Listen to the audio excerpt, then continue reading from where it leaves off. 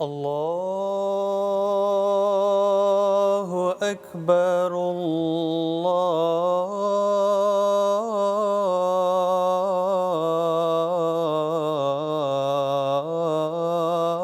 الله أكبر الله أكبر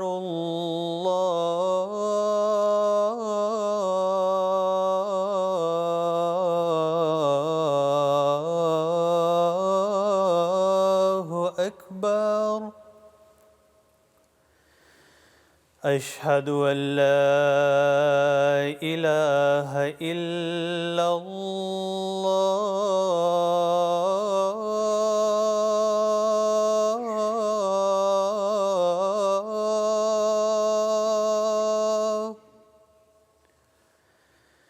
أشهد أن لا إله إلا الله أشهد أن محمدًا رسول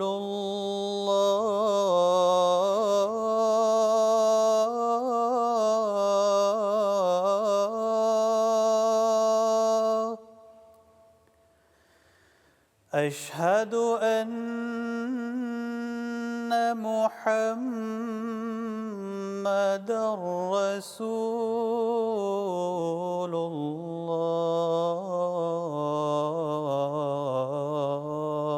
الله حي على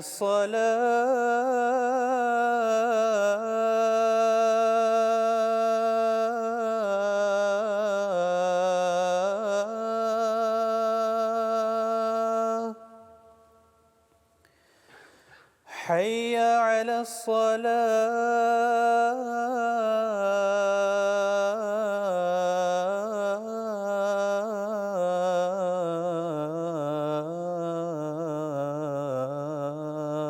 الصلاة حي على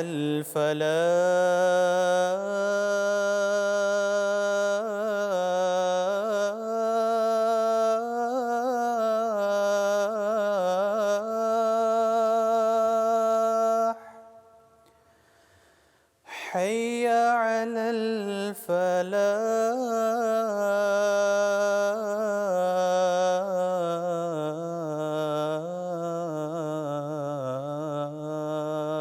الفلاح الله أكبر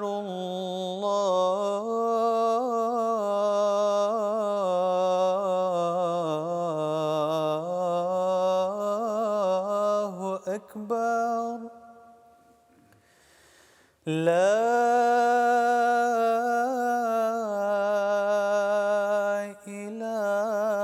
إله إلا الله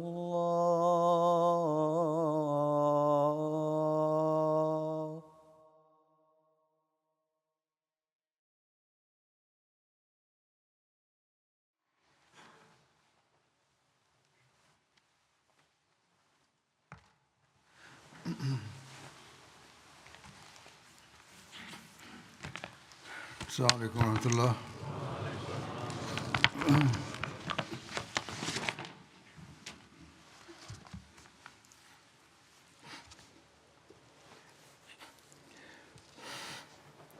أشهد أن لا إله إلا الله وحده لا شريك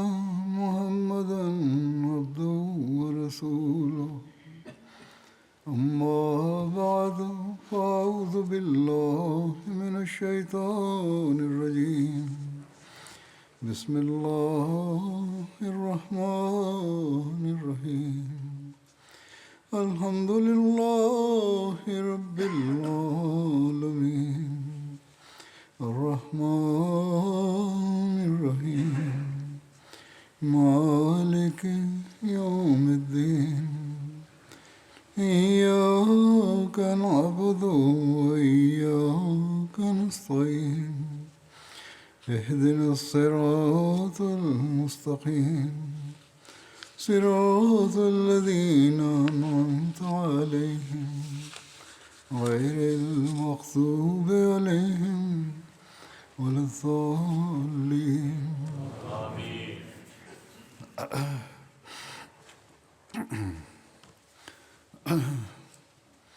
خیبر کی جنگ کا ذکر ہو رہا تھا. اب خیبر کے دوسرے قلعہ کے فتح کا ذکر کروں گا.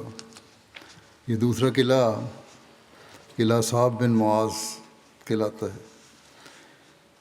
اس قلعے میں خیبر کے باقی تمام قلعوں سے زیادہ کھانا، جانور اور ساز و سامان تھا، اور اس میں 500 جنگجو رہتے تھے. حضرت کعب بن عمر سے روایت ہے کہ انہوں نے 3 روز تک صعب بن معاذ کے قلعے کا محاصرہ رکھا. یہ ایک مضبوط قلعہ تھا. حضرت معتب اسلمی سے روایت ہے کہ بنو اسلم کو خیبر میں سخت بھوک کا سامنا کرنا پڑا. بنو اسلم نے اتفاق کیا کہ حضرت اسماء بن حارثہ کو رسول کریم صلی اللہ علیہ وسلم کی خدمت میں بھیجیں. بنو اسلم نے حضرت اسماء بن حارثہ سے کہا کہ رسول اللہ صلی اللہ علیہ وسلم کو ہمارا اسلام پیش کرنا اور عرض کرنا کہ ہمیں بھوک اور کمزوری نے آ لیا ہے. بہت برا حال ہے. حضرت اسماء نے آپ کو بنو اسلم کا اسلام پیش کیا، عرض کی کہ ہمیں بھوک اور کمزوری نے سخت پریشان کر رکھا ہے، بس آپ صلی اللہ علیہ وسلم اللہ سے ہمارے لیے دعا کریں. آپ نے دعا کی، پھر فرمایا قسم ہے اس ذات کی جس کے ہاتھ میں میری جان ہے، میرے پاس کچھ بھی نہیں ہے جس سے میں آپ لوگوں کو تقویت بخشوں. میرے پاس کھانے کو کچھ نہیں ہے. میں ان کا حال سمجھتا ہوں جو بھوک سے نڈھال ہیں اس وقت. پھر یہ دعا کی کہ اے اللہ وہ قلعہ ان کے لیے فتح کر دے جو کھانے اور چربی سے بھرا پڑا ہے. پھر آپ نے جھنڈا حباب بن منذر کے حوالے کیا جنگ کے لیے. اس کی تفصیل میں بیان کیا جاتا ہے کہ یہود میں سے ایک شخص مبارزت کے لیے باہر نکلا آمنے سامنے مقابلے کے لیے، جس کا نام یوشا تھا. اس نے مقابلے کے لیے للکارا تو فوراً حضرت حباب بن منذر اس کے مقابل کے لیے آئے. وہ قتال کرتے رہے یہاں تک کہ حضرت حباب نے اس کو قتل کر ڈالا. پھر زیال نامی یہودی نے مبارزت طلب کی تو حضرت عمارہ بن عقبہ غفاری نے اس کے مقابلے کے لیے نکلے اور آگے بڑھ کر اس یہودی کے سر پر کاری ضرب لگائی جس سے اس کا سر پھٹ گیا. حضرت عمارہ بن عقبہ غفاری نے کہا لو میں غفاری جوان ہوں. تو صحابہ نے کہا اس کا جہاد باطل ہو گیا. یعنی انہوں نے اس وقت یہ نعرہ لگایا، قومی نعرہ، فخر کا اظہار کیا کہ میں غفاری ہوں. صحابہ نے کہا یہ تو اچھی بات نہیں ہے، یہ بڑائی بیان کی ہے تم نے اپنی. جب یہ بات آپ صلی اللہ علیہ وسلم کی خدمت میں عرض کی گئی تو آپ نے فرمایا کوئی بات نہیں، اسے اجر ملے گا اور تعریف بھی کی جائے گی. ایسے موقع پر اگر کر دیا جائے تو ایسی بات نہیں ہے. حضرت محمد بن مسلمہ بیان کرتے ہیں کہ میں نے رسول اللہ صلی اللہ علیہ وسلم کو دیکھا کہ آپ تیر اندازی کر رہے تھے اور آپ کا ایک نشانہ بھی خطا نہ گیا. آپ میری طرف دیکھ کر مسکرائے. حضرت حباب بن منذر نے اپنے جوانوں کے ساتھ قلعے کے اندر داخل ہو کر سخت جنگ کر کے اسے فتح کر لیا اور تمام اسلحہ اور غلے پر قبضہ کر لیا۔ قلعے کا دفاع کرنے والے بہت سے یہودی مارے گئے اور کئی قید ہوئے۔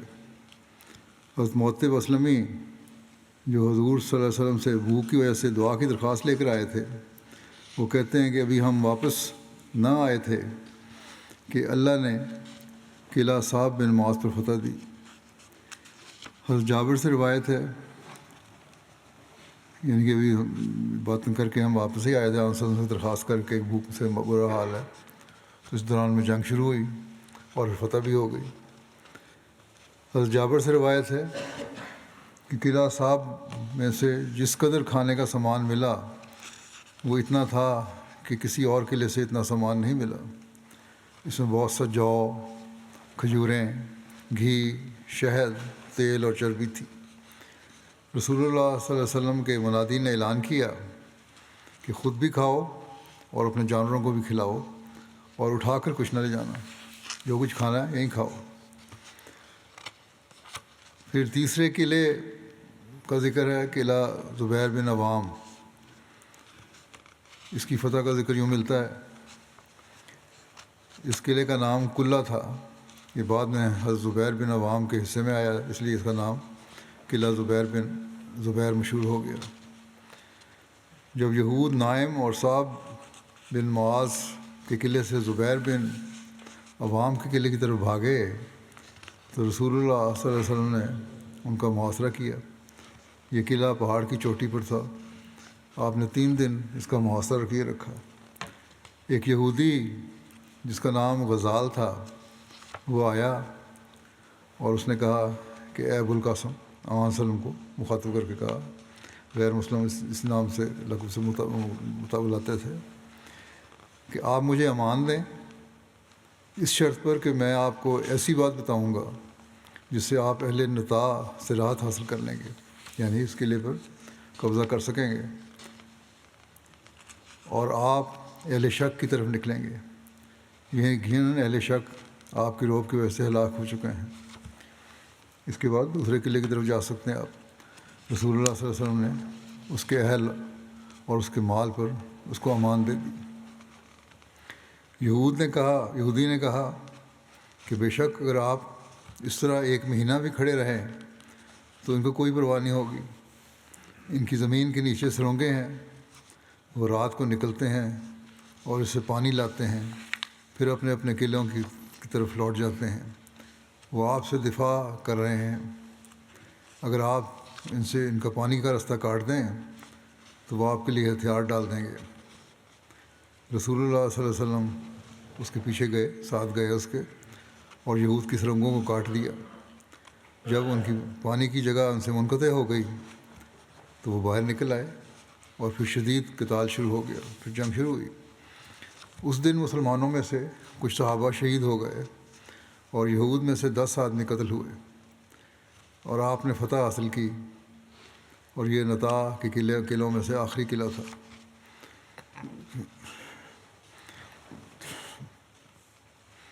جب رسول اللہ صلی اللہ علیہ وسلم نطاع سے فارغ ہوئے تو شک کے قلعوں کی طرف لے گئے۔ یہ تیسری گروپ تھا قلعوں کا، جیسا کہ پہلے بیان کر چکا ہوں میں۔ یہاں یہودی سردار سلام بن مشکم کی موت کا بھی ذکر ملتا ہے۔ نطاع کے قلعوں کی جنگ میں سلام بن مشکم بھی مسلمانوں کے ہاتھوں مارا گیا۔ سلام بنو نذیر کا ایک بڑا سردار تھا اور یہود کا قائد تھا، لیکن وہ بیمار تھا، اس لیے اس نے دیگر یہودی سرداروں کی طرح جنگ میں عملی طور پر حصہ نہیں لیا، یعنی خود تلوار تیر کے ساتھ جنگ میں شامل نہیں ہوا۔ اس کے ساتھیوں نے اس کو یہ تجویز پیش کی کہ وہ قتیبہ کے علاقے میں چلا جائے کیونکہ وہ زیادہ محفوظ ہے، لیکن سلام بن مشکم نے دائمی مریض ہونے کے باوجود یہ تجویز قبول نہیں کی، حتیٰ کہ نطاع ہی میں مسلمانوں کے ہاتھوں مارا گیا۔ اگر اس کی بیماری کا واقعہ صحیح ہے اور عملاً جنگ کرنے والا نہیں تھا تو پھر بھی اس کا قتل اس لحاظ سے قابل اعتراض نہیں کہ اپنے لشکر کو جنگ میں بھیجنے کے لیے تیار کیا تھا اس نے، ان کی عمومی نگرانی کر رہا ہوگا یہ، اس لیے اس جنگ کے ماحول میں کسی صحابی نے اسے بھی قتل کر دیا کیونکہ وہ موجود تھا ان کے ساتھ۔ لشکر کے سردار کی بڑی اہمیت ہوتی ہے، اور سردار کے مرنے سے لشکر بھی دل چھوڑ بیٹھتا ہے، بس اس لحاظ سے اس کا قتل بھی کوئی قابل اعتراض بات نہیں ہے۔ شک کے دونوں قلعوں کا محاصرہ، شک جو ہے یہ بھی ایک قلعوں کا، 2 قلعوں کا مجموعہ تھا یا 3 قلعوں کا، اور اس کی فتح کے بارے میں یوں ذکر ہے، شک کا پہلا قلعہ، یہ 2 قلعے تھے، شک کا پہلا قلعہ جس سے آپ نے ابتدا کی وہ ابئی کا قلعہ تھا۔ رسول اللہ صلی اللہ علیہ وسلم ایک چوٹی پر کھڑے ہوئے جس کا نام سمان تھا، اس پر کھڑے ہو کر آپ نے قلعے والوں سے قتال کیا۔ ابتدا میں ایک یہودی نے مبارزت کے لیے بلایا، اس کے مقابلے میں حضرت حباب بن منذر نکلے، وہ دونوں ایک دوسرے پر حملہ آور ہوئے۔ حضرت حباب نے ایک بار سے اس کا دایاں بازو درمیان سے کاٹ دیا اور اس کے ہاتھ سے تلوار گر گئی تو وہ شکست کھاتا ہوا اپنے قلعے کی طرف لوٹ گیا۔ حضرت حباب نے اس کا پیچھا کیا اور اس کی ریڑھ کی ہڈی کا پٹھا کاٹ دیا، وہ گر گیا تو حضرت حباب نے اس کو قتل کر دیا۔ پھر ایک اور آدمی نکلا اور پکارا کہ کون ہے مبارزت کرنے والا؟ مسلمانوں میں سے آل جہش میں سے ایک شخص باہر آیا، مگر وہ مقابلہ کرتے ہوئے شہید ہو گیا۔ اس یہودی نے اپنی جگہ پر کھڑے ہو کر پھر مبارزت کے لیے بلایا تو اس سے ابو دجانہ نے مقابلہ کیا۔ حضرت ابو دجانہ نے اپنے خود پر سرخ کپڑا باندھ رکھا تھا، وہ یہودی بڑا اکڑ کے چل رہا تھا۔ حضرت ابو دجانہ جلدی سے آگے بڑھے، اس پر تلوار سے وار کیا اور اس کی ٹانگ کاٹ دی اور اسے قتل کر دیا۔ حضرت ابو دجانہ اس کا جنگی سامان، زرہ اور تلوار لے کر حضرت صلی اللہ علیہ وسلم کی خدمت میں حاضر ہوئے۔ آپ نے یہ اشیاء حضرت ابو دجانہ کو عنایت فرما دیں، اور یہود مبارزت کرنے سے عاجز آ گئے۔ اب پھر اس کے بعد کوئی نہیں نکلا۔ پھر مسلمانوں نے نعرہ تکبیر کے ساتھ بھرپور حملہ کیا اور قلعے میں داخل ہو گئے۔ مسلمانوں میں سے سب سے آگے حضرت ابو دجانہ تھے۔ مسلمانوں نے اس قلعے میں ساز و سامان، بکریاں اور کھانا پایا۔ سب یہودی بھاگ گئے، وہ دیواریں پھلانگتے ہوئے جا رہے تھے گویا کہ وہ ہرن ہوں، یہاں تک کہ وہ سب شک کے دوسرے قلعے کی طرف چلے گئے، بہت تیزی سے دوڑے۔ رسول اللہ صلی اللہ علیہ وسلم صحابہ کے ساتھ ان کی طرف نکلے اور یہود سے قتال ہوا۔ یہود نے مسلمانوں پر شدید تیر اندازی اور سنگ باری کی۔ یہود کے جواب میں مسلمان بھی ان پر ویسی ہی تیر اندازی کر رہے تھے، مگر یہود کے تیر مسلمانوں کو بہت نقصان پہنچا رہے تھے، کیونکہ یہود انہیں قلعے کے برجوں سے تیر مارتے تھے، اوپر سے مار رہے تھے، اور مسلمان قلعے کے نیچے پڑاؤ کیے ہوئے تھے۔ رسول کریم صلی اللہ علیہ وسلم بھی مسلمانوں کے ساتھ یہود پر تیر اندازی کر رہے تھے۔ معلوم ہوتا ہے کہ یہود کا نشانہ خاص طور پر وہ جگہ تھی جہاں حضور صلی اللہ علیہ وسلم پڑاؤ کیے ہوئے تھے، کیونکہ وہاں بہت زیادہ تیر گر رہے تھے۔ رسول اللہ صلی اللہ علیہ وسلم صحابہ کے ساتھ موجود تھے کہ ایک تیر رسول اللہ صلی اللہ علیہ وسلم کے کپڑوں کو آ لگا۔ ایک روایت میں ہے کہ آپ صلی اللہ علیہ وسلم تیر لگنے سے زخمی ہو گئے اور تیر لگنے سے آپ کے کپڑے پھٹ گئے۔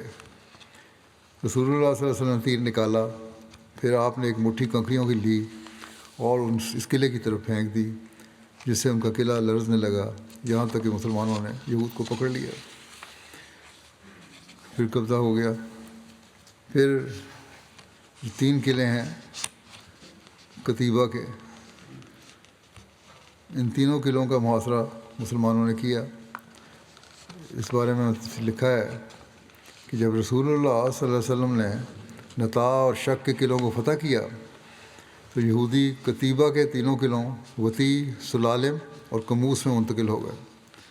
قتیبہ کے قلعوں میں سے سب سے بڑا قلعہ کموس کا تھا اور یہ سب سے محفوظ قلعہ تھا۔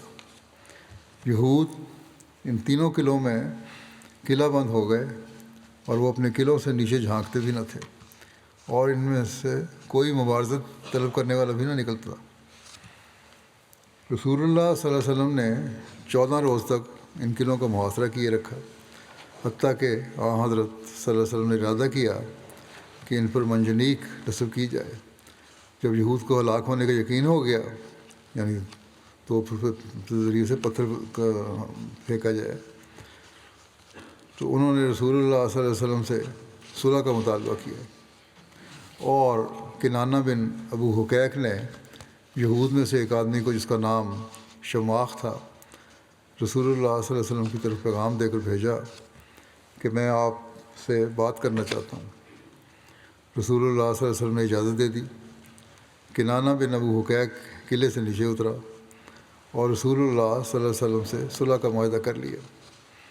آپ نے صحابہ کرام کو بھیجا تو انہوں نے ان کے مالوں پر قبضہ کر لیا، یعنی صحابہ نے ان کے مالوں پر قبضہ کیا۔ ان قلعوں میں سے 100 زرہیں، 400 تلواریں، 1000 نیزے، 500 کمانیں و آتش کش حاصل ہوئے۔ قلعہ کموز کی فتح کے سلسلے میں بعض اور مختلف روایات بھی ہیں،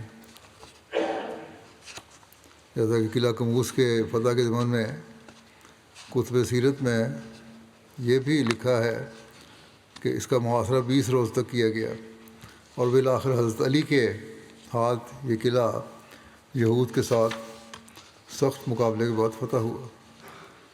نیز اس قلعے کی تسخیر کے ضمن میں بعض سیرت نگاروں نے کتب میں وہی واقعات درج کیے ہیں جو قلعہ نائم کی تسخیر کے حوالے سے دیگر مصنفین نے بیان کیے ہیں۔ بہرحال یہ قلعہ فتح ہو گیا۔ یہود سے پھر ایک معاہدہ ہوا، اور معاہدے کی شرائط یہ تھیں: نمبر 1 کہ یہود پر لازم ہوگا کہ وہ تمام قلعوں کو خالی کر دیں اور ان کا تمام جنگی سامان اور اسلحہ وہیں چھوڑ دیں تاکہ اسلامی فوج اس پر قبضہ کرے اور وہ مسلمانوں کی املاک کا ایک حصہ بن جائے، یعنی اپنا اسلحہ مسلمانوں کے سپرد کر دیں۔ سرنڈر کرنے سے کہتے ہیں آج کل کے زمانے میں۔ رسول کریم صلی اللہ علیہ وسلم مذاکرات کے مطابق دوسرا یہ تھا کہ رسول کریم صلی اللہ علیہ وسلم مذاکرات کے مطابق یہودیوں کے خون کی حفاظت اور ان کی عورتوں اور بچوں کو غلام بنانے سے معافی دینے کا عہد کریں۔ آن صلی اللہ علیہ وسلم سے یہ تھا کہ آن صلی اللہ علیہ وسلم کسی یہودی کو ان کی حفاظت کرے گا، یہودیوں کی حفاظت کریں گے، قتل نہیں ہوں گے، اور ان کی بیوی بچوں کی حفاظت ہوگی۔ نمبر 3 یہ تھا یہود پر لازم ہوگا کہ خیبر سے جلا وطن ہو کر شام کی طرف چلے جائیں۔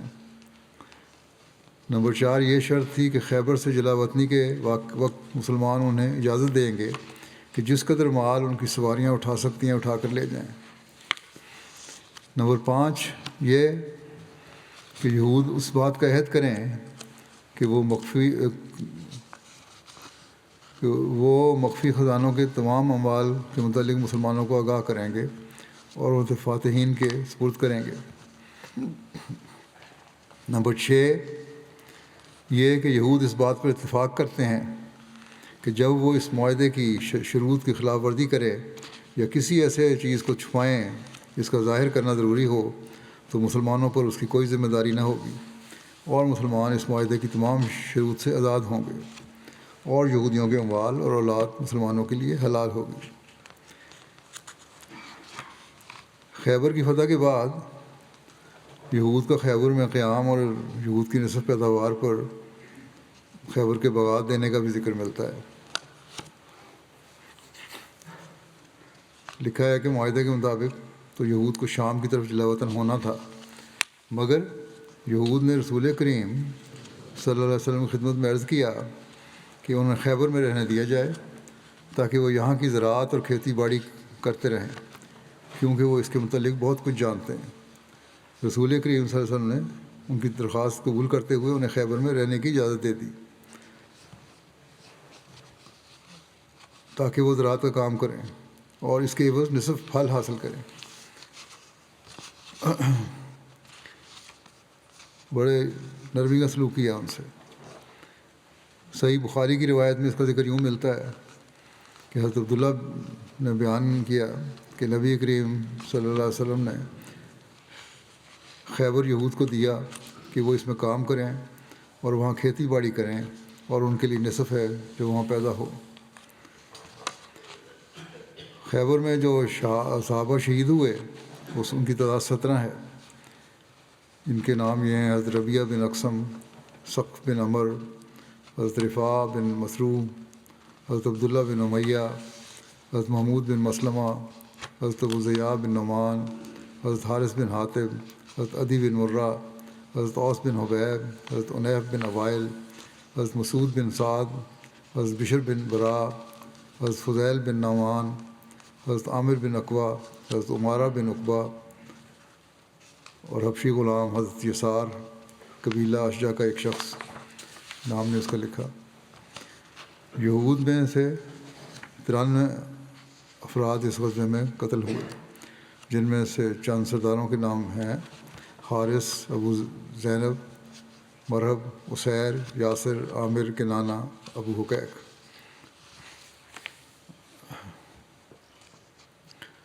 خیبر کے بعد متفرق واقعات بھی بیان ہوئے ہیں۔ ان میں سے ایک واقعہ کنانہ بن ربیع کے قتل کا ہے۔ تاریخ و سیرت کی کتب میں مذکور ہے کہ خیبر فتح ہونے کے بعد جب یہود کے ساتھ معاہدہ ہو گیا تو اس کے بعد لوگ کنانہ اور اس کے بھائی ربیع کو رسول کریم صلی اللہ علیہ وسلم کے پاس لے کر آئے۔ کنانہ پورے خیبر کا رئیس تھا اور حضرت صفیہ کا خامد تھا، اور ربیع اس کا چچا زاد بھائی تھا۔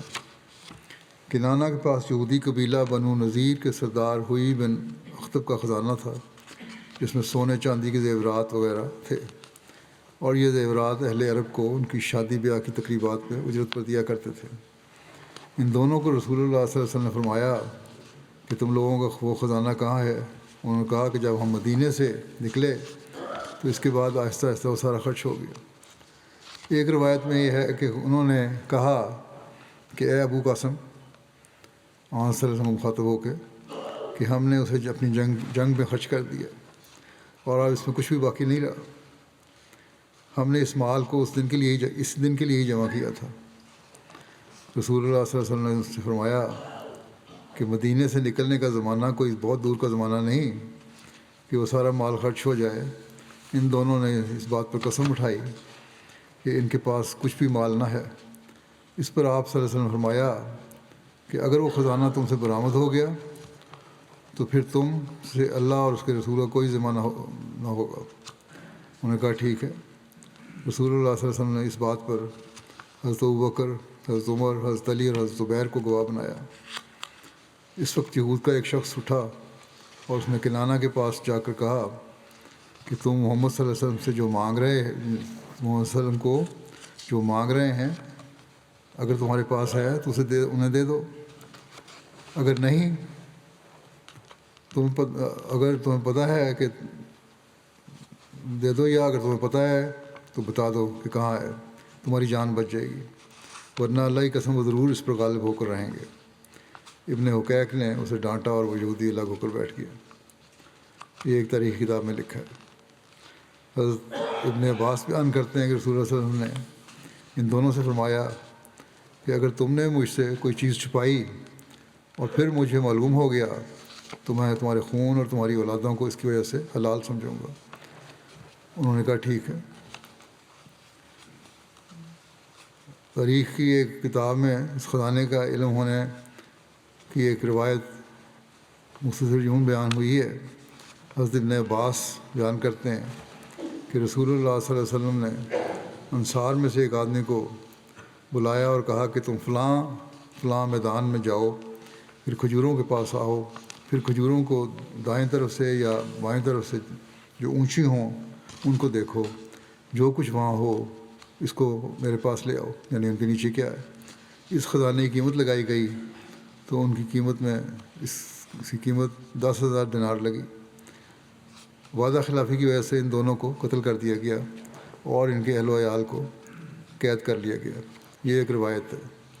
ایک روایت میں یہ بیان ہوا ہے، کہاں تک صحیح ہے یہ بعض میں تجزیہ ہوگا، ایک اور روایت میں یوں بیان ہوا ہے کہ ابن اسحاق بیان کرتے ہیں کہ رسول اللہ صلی اللہ علیہ وسلم کے پاس کنانہ کو لایا گیا اور اس کے پاس بنو نذیر کا خزانہ تھا.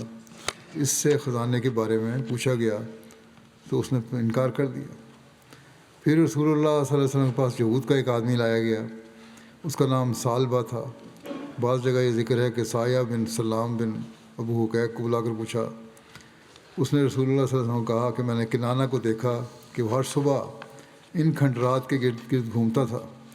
رسول اللہ صلی اللہ علیہ وسلم نے سالبہ کے ساتھ حضرت زبیر بن عوام اور چند مسلمانوں کو بھیجا. جہاں سالبہ نے کہا تھا وہاں سے کھودا گیا تو اس سے خزانہ نکل آیا.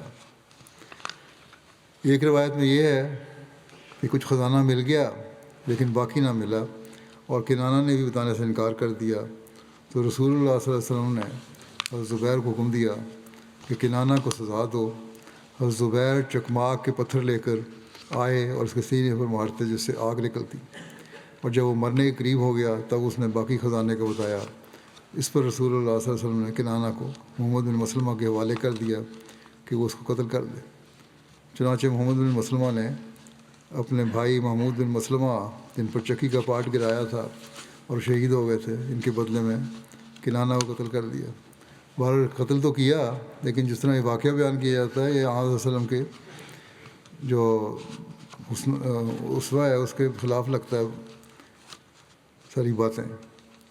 بعض روایات میں ہے کہ حضرت صلی اللہ علیہ وسلم کے حکم سے ان دونوں بھائیوں کو قتل کر دیا گیا اور ایک روایت کے مطابق کنانہ کو محمد بن مسلمہ نے قتل کیا جبکہ اس کے دوسرے بھائی بشر بن برا کے گھر والوں کے سپرد کر دیا اور اسے بھی بشر بن برا کے بدلے میں قتل کر دیا.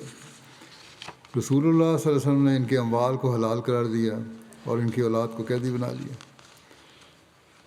یہ روایات جو ہیں تاریخ و سیرت کی معتبر کتب میں موجود ہیں جیسے تاریخ طبری، تاریخ الخمیس، طبقات ابن سعد، کتاب المغازی واقعی کی ہے، سیرت ابن ہشام، سیرت ابن اسحاق، سیرت حلبیہ زرقانی وغیرہ. اور کنانہ کو اسی وجہ سے قتل کرنے کا ذکر حدیث کی کتب سنن ابو داؤد میں بھی ہے. لیکن کنانہ کے قتل کی مختلف وجوہات اور روایات بھی ملتی ہیں جن سے پتہ چلتا ہے کہ اسے قتل کی وجہ خزانے کی نشاندہی نہ کرنا نہیں تھی. بہرحال خیبر کے اس واقعے کو مستشرقین نے بھی اپنی کتابوں میں بیان کیا ہے اور پھر اعتراض کرنے والوں نے اپنی عادت کے مطابق اسلام اور حضرت صلی اللہ علیہ وسلم کی ذات بابرکات پر اعتراض کیے ہیں.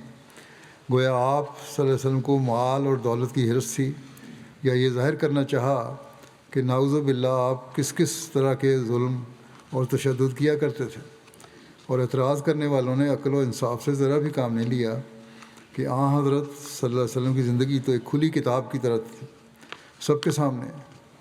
جو جنگ شروع کرنے سے پہلے سب کو حکم دیتے ہیں کہ خبردار کسی بچے کو قتل نہ کرنا، کسی عورت کو قتل نہ کرنا، یہاں تک کہ درختوں کو بھی بے سبب نہ کاٹا جائے. جو جانوروں کو بھی کسی تکلیف میں دیکھنا پسند نہیں کرتے وہ انسانوں پر کیسے ظلم و تشدد کر سکتے ہیں. اسی طرح مال غنیمت حاصل کرنے کے لیے جنگ کرنا ایک سراسر بے بنیاد الزام ہے. اور جنگ خیبر تو جنگ تھی کہ آپ صلی اللہ علیہ وسلم نے مدینہ سے روانہ ہونے سے پہلے یہ اعلان فرما دیا تھا کہ جو مال غنیمت کی امید یا طمع لے کر شامل ہونا چاہے وہ ہمارے ساتھ نہیں جائے گا. پہلے بیان ہو چکا ہے اس کی تفصیل. جس نبی صلی اللہ علیہ وسلم کا نمونہ اور اسوہ یہ ہو کہ اس کے متعلق جب ایسی روایات سامنے آئیں تو انصاف کا تقاضا ہے کہ ہم اچھی طرح ان سے روایات کو دیکھ لیں، ان کی چھان پھٹک کر لیں. اور بے شک پہلی کوشش یہ ہونی چاہیے کہ ہر حدیث اور ہر روایت کو جہاں تک ممکن ہو احترام کی نظر سے دیکھا جائے اور جس حد تک ہو سکے ان کے مضامین کی اگر کوئی توجیہ ہو سکتی ہے تو کی جائے. لیکن بہرحال حضرت صلی اللہ علیہ وسلم کی ذات مقدس اور آپ کی عزت سب سے مقدم ہے. آپ صلی اللہ علیہ وسلم تو عدل و انصاف کے پیکر تھے، رحمۃ للعالمین تھے. ہر وہ روایت جو اس کے منافی ہو وہ قابل قبول نہیں ہو سکتی. جبکہ مورخین اور اصحاب سیر یہ بھی بیان کرتے ہیں کہ سینکڑوں ہزاروں حدیث اور روایات بعد کے لوگوں نے خود سے گھڑ لی ہوئی ہیں، اور یہ بھی مسلمہ حقیقت ہے کہ اس سازش میں یہود کا بھی دخل رہا ہے کہ وہ غلط روایتیں پیش کرتے تھے۔ یہی واقعہ جو کہ کنانہ اور اس کے بھائی کے قتل کا بیان ہو رہا ہے، اس کا ہماری ریسرچ ٹیم نے بھی بڑا اچھا تجزیہ کیا ہے اور روایات کی روشنی میں جو بیان کیا ہے، اور مستشرقین نے جو اعتراض کیا اس کا جواب دیا ہے، بڑا اچھا جواب ہے۔ وہ کہتے ہیں کہ اس واقعے کی اندرونی شہادت بتا رہی ہے کہ بیان کرنے والوں کو جگہ جگہ بیان کرنے میں غلطی لگی ہے، وہ بھول رہے ہیں کہ وہ مختلف باتوں کو ملا جلا رہے ہیں۔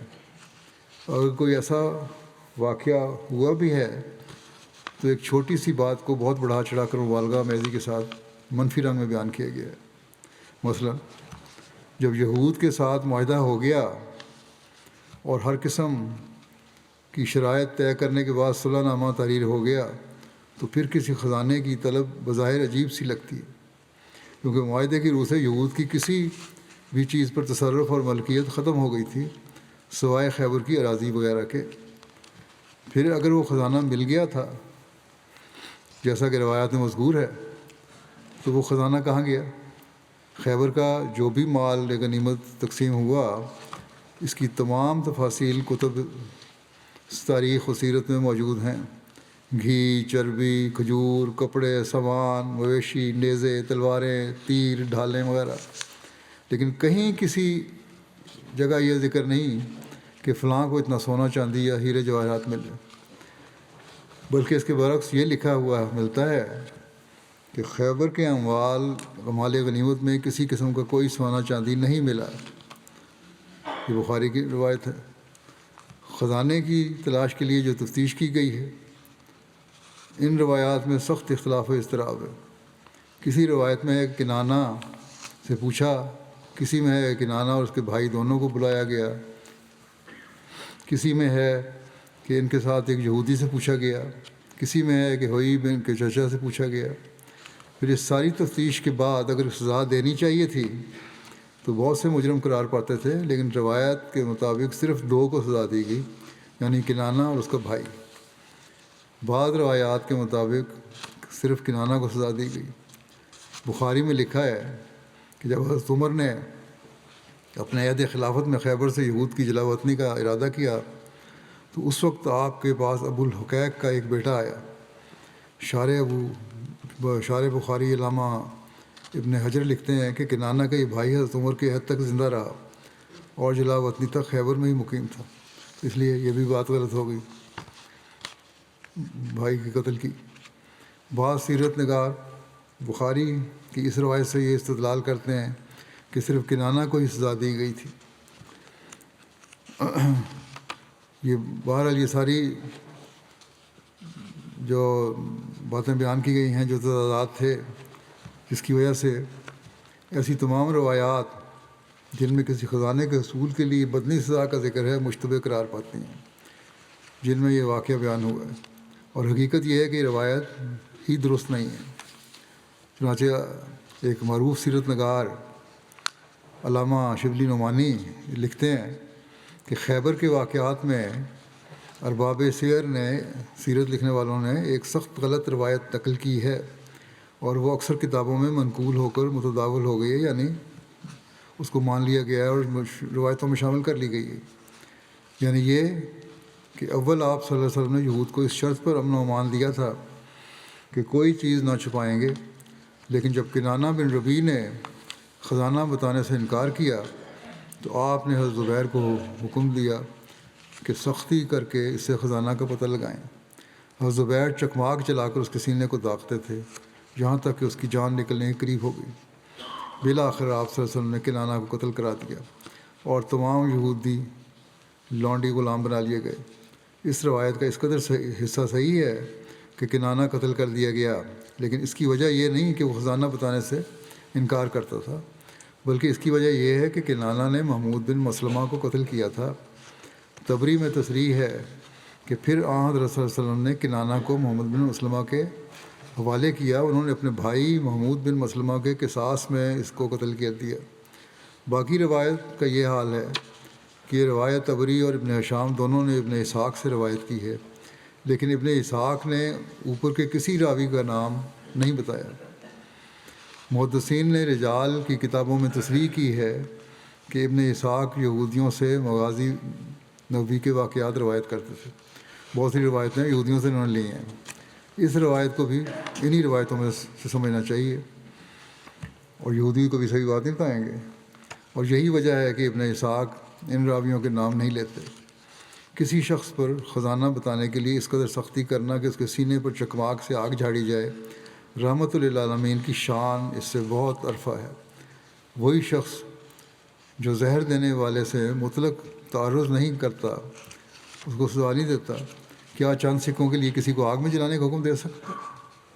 اصل واقعہ اس قدر تھا کہ کنانہ کو اس شرط پر امان دی گئی تھی کہ کسی قسم کی بدعہدی اور خلاف بیانی نہ کرے گا، بلکہ روایت میں ہے کہ اس نے یہ بھی منظور کیا تھا کہ اگر اس کے خلاف اس نے کچھ کیا تو وہ قتل کا مستحق ہوگا۔ کنانہ نے بدعہدی کی اور جو امن اس کو دیا گیا تھا ٹوٹ گیا۔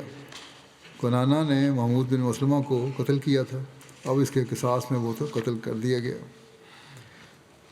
پہلے تو شاید معاف ہو جاتا، لیکن جو ایک اور جگہ بدعہدی کی اس نے، اس کی وجہ سے اس کو سزا ملی۔ موجودہ زمانے کے ایک احمدی مصنف سید برکات احمد صاحب اپنی تصنیف رسول اکرم اور یہود حجاز میں لکھتے ہیں کہ ابن اسحاق نے بغیر کسی سند کے ایک قصہ بیان کیا ہے، اور یہ حکایت وضاحتاً غلط ہے۔ اول تو تہذیب، اور وہ بھی آگ کی تہذیب، اسلامی تعلیم کے خلاف ہے۔ دوسرے یہ کہ پورے خیبر کے مال غنیمت میں اس برآمد شدہ خزانے کی تقسیم کا کوئی ذکر نہیں ملتا، نہ ہی اس خزانے کے بیت المال میں داخل ہونے کی کوئی روایت موجود ہے۔ ابن اسحاق ہی نہیں بلکہ دوسرے قدیم ترین ماخذ میں بھی خیبر کے مال غنیمت میں نقدی، سونا، چاندی یا اس قسم کے دوسرے قیمتی سامان کا کوئی ذکر نہیں ملتا۔ ساری روایات اجناس، کپڑے یا اسلحے سے متعلق ہیں۔ حضرت ابو ہریرہ جو خیبر کی جنگ میں حضرت صلی اللہ علیہ وسلم کے ساتھ تھے، کہتے تھے کہ ہم نے خیبر تو فتح کیا، لیکن مال غنیمت میں ہمیں سونا چاندی نہیں ملا۔ خلاصہ یہ ہے کہ کنانہ بن ربیع قتل ہوا، لیکن اس کے قتل کا سبب ایک مسلمان سپہ سالار کا قتل تھا، جس کے قصاص میں وہ قتل ہوا۔ بس یہ ہے اصل کی حقیقت۔ یہ واقعات آگے چل رہے ہیں۔ یہاں انہی واقعات میں ایک یہودی عورت کا ذکر بھی ہے جس نے حضرت صلی اللہ علیہ وسلم کو زہر دینے کی کوشش کی، آپ کے خلاف سازش کی، لیکن اللہ تعالیٰ نے آپ کو محفوظ رکھا۔ اس کی تفصیل انشاءاللہ کیونکہ واقعہ انشاءاللہ آئندہ بیان کروں گا۔ اس وقت میں ایک مرحوم کا ذکر کرنا چاہتا ہوں، اور پھر ان کا جنازہ غائبی پڑھاؤں گا۔ ماسٹر منصور احمد صاحب کالوں، ابن شریف احمد صاحب کالوں، جو آج کل آسٹریلیا میں تھے، گزشتہ دنوں میں ان کی وفات ہوئی ہے۔ انا للہ و انا الیہ راجعون۔ مرحوم چودھری سردار خان صاحب رضی اللہ عنہ آف شہور صحابی حضرت مسیح علیہ السلام کے پوتے تھے۔ تعلیم روبہ میں پائی، بچپن سے دین کی توفیق پانے کا شرف حاصل رہا۔ سندھ میں بشیر آباد تعلیم اسلام ہائی اسکول سے ملازمت کا آغاز کیا۔ تقریباً 34 سال تدریس کے شعبے سے منسلک رہے۔ بشیر آباد میں بھی ان کو خدمت کی توفیق ملی۔ خدام احمدیہ کے قائد بھی تھے، صدر جماعت بھی رہے، جوبلی فنڈ کے خدمت کی توفیق ملی۔ جنرل سیکرٹری کے طور پر بھی ان کو حیدرآباد میں 18 سال قیام کی توفیق ملی۔ پھر 13 سال امیر ضلع حیدرآباد اور امیر مقامی کے طور پر خدمت کی توفیق ملی۔ ان کا یہ طریقہ تھا کہ اپنے کام سے ملازمت سے فارغ ہو کر فوری طور پر مسجد آ جایا کرتے تھے اور وہاں سارے کام کرتے تھے، اور مغرب کی نماز کے بعد گھر جاتے تھے۔ یہ بعض اس سے بھی زیادہ دیر ہو جاتی تھی۔ خلافت سے والیانہ لگاؤ تھا، ہر آواز پر لبیک کہنے والے، غریب پرور انسان، مہمان نواز، ہمدرد، بہت سخی تھے۔ عزیزوں کو اپنے گھروں میں رہ کر تعلیم دلوائی، بہت سارے عزیزوں کو۔ ان کے شاگردوں میں مربیان بھی ہیں، ڈاکٹر بھی ہیں، انجینئر بھی ہیں، ملکوں میں پھیلے ہوئے ہیں۔ مرحوم موسی تھے، ان کے پسماندگان میں اہلیہ کے علاوہ ایک بیٹی اور 5 بیٹے شامل ہیں۔ مبشر احمد صاحب گوندل جو ہیں یہاں کارکن دفتر امیر صاحب UK کے، ان کے ہمزلف تھے یہ۔ ان کے بیٹے اسامہ کہتے ہیں جب سے ہوش سنبھالا اپنے والد کا مسجد سے اور جماعت سے ایک مضبوط تعلق دیکھا، شاید ہی مسجد جانے سے لاغا کیا ہو، دفتر میں باقاعدہ موجود ہوتے، بغیر کسی اشد مجبوری کبھی یہ نہیں ہوا کہ لاغا کریں دفتر جانے سے۔ اور جماعت کے ممبران کو بھی پتہ تھا کہ دفتر میں ملیں گے، مسجد میں ملیں گے۔ مرکزی مہمانوں کی بہت عزت افزائی کرتے تھے، خدمت کرتے تھے۔ آسٹریلیا شفٹ ہو گئے کچھ عرصے بعد، میں مقدمات بھی تھے، تو یہاں آنے کے بعد مقدمات تھے نہیں، بہرحال حالات کی وجہ سے شفٹ ہوئے تھے۔ تو یہاں آنے کے بعد بھی جماعتی خدمت کرتے رہے اور ہر مالی تحریک میں نہ صرف آسٹریلیا میں بلکہ پاکستان میں بھی حصہ لیتے رہے۔ آسٹریلیا میں بھی اپنا حلقہ احباب اسی کا یا بڑی جلدی اپنا گرویدہ بنا لیا لوگوں کو۔ آسٹریلیا میں لوکل جماعت میں سیکرٹری تعلیم القرآن تھے اور سیکرٹری تربیت کے طور پر خدمت کی توفیق پائی۔ بڑے عاجز اور خدمت کرنے کے جذبہ سے سرشار تھے۔ اللہ تعالیٰ ان سے مغفرت اور رحم کا سلوک فرمائے، ان کے بچوں کو بھی ان کی نیکیاں جاری رکھنے کی توفیق دے۔